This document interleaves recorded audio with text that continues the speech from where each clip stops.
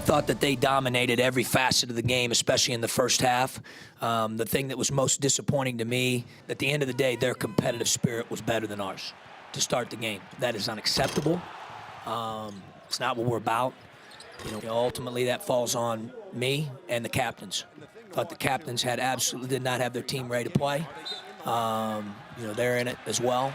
I just thought their effort level and their competitive spirit overmatched ours. We got figured out pretty quick, obviously. We got another one on Thursday. But we're going to evaluate the film as best as we can and, see what adjustments that we need to make in all areas.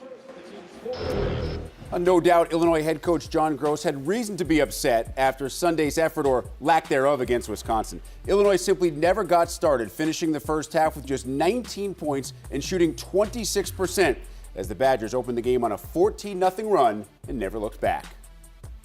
Now Illinois looks to bounce back against Northwestern, and we head to Champaign to chat with head coach John Groce. All right, Coach, we heard your post-game comments after the Wisconsin loss. In regard to that tape, do you burn it or do you teach from it?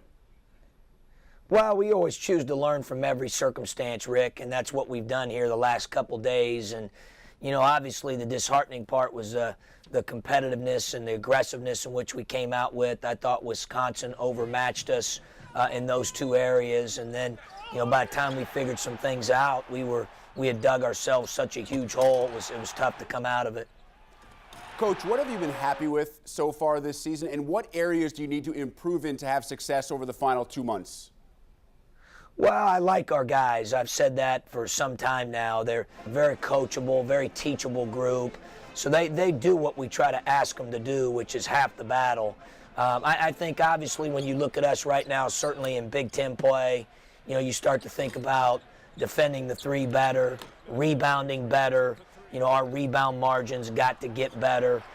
We've got to do a better job really in those two areas. And then at some point we got to step up and make a few shots. And, I'm confident our group will do that. We're a better shooting team than we've shot the ball recently.